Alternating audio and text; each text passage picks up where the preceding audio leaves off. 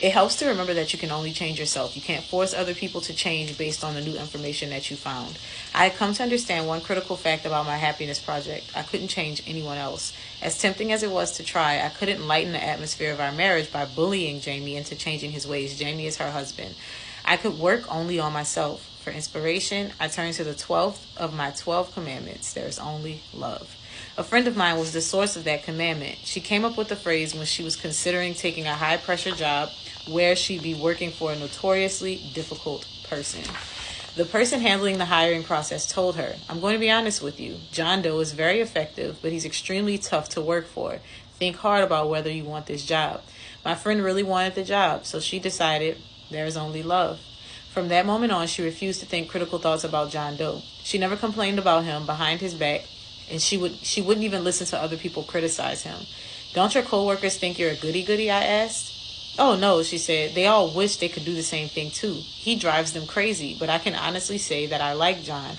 And I'm going to say that she probably likes John because she's making a choice to not focus on criticizing him and not focus on the things that irritate her about him. And we talk about this same concept all the time with our husbands, where we see them in a more negative light because all we focus on are the things that they don't do, that are the things that they do that we don't like, right? We don't really take as much time and energy to focus on what we love about them. We don't take as much time and energy to highlight the things that we appreciate. Instead, we fall into this cycle of constantly complaining about things, always expressing disdain.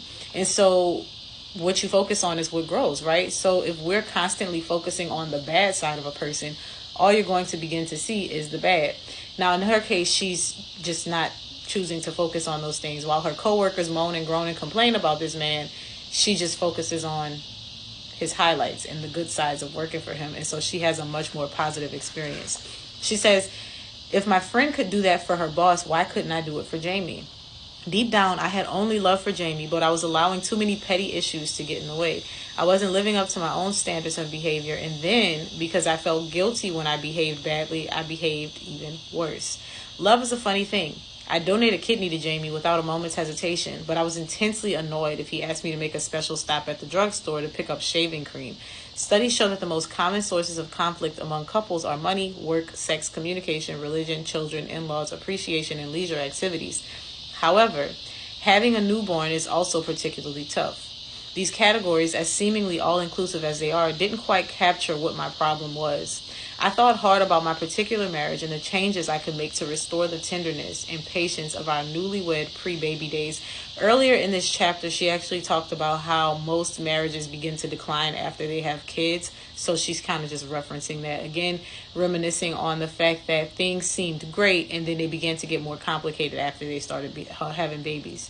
First, I needed to change my approach to household work. I was spending too much time handing out assignments and nagging. And not only was I nagging Jamie to do his work, I was nagging him to give me praise for my work. Does this sound familiar, y'all?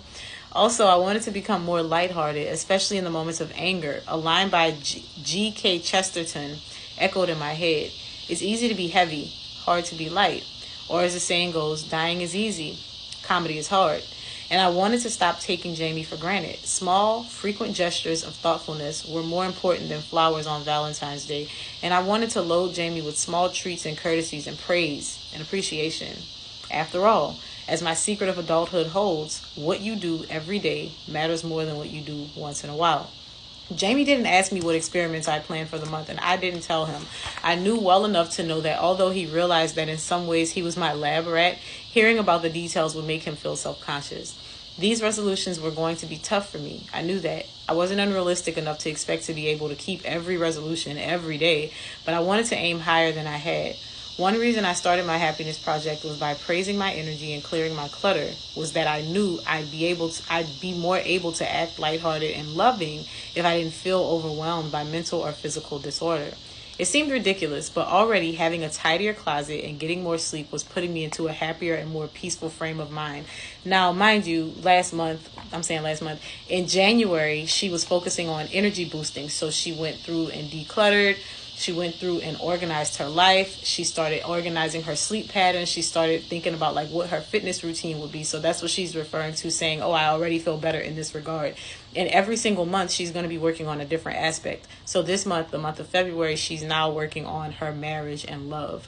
The challenge would be to keep up with the January resolutions now that I was adding a new list of resolutions for February. So she's doing like this compound effect.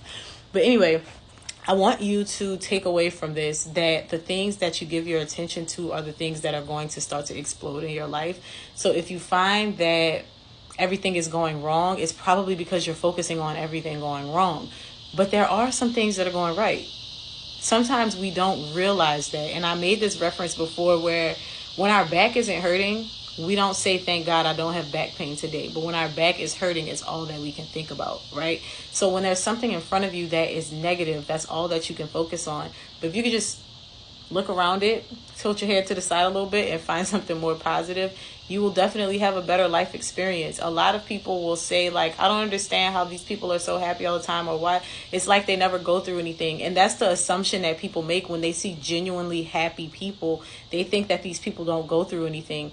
And the thing is, they do. Everybody goes through things. Everybody has pain. Everybody has obstacles. Everybody has their own life experiences. They may not be the exact same as yours, but everybody goes through things, but people navigate them differently.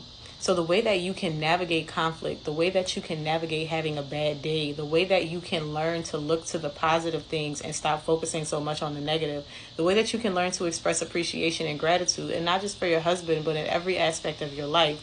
When you focus on the things that are good, your brain will start to pick out things that are good instead of always trying to pick out what is bad.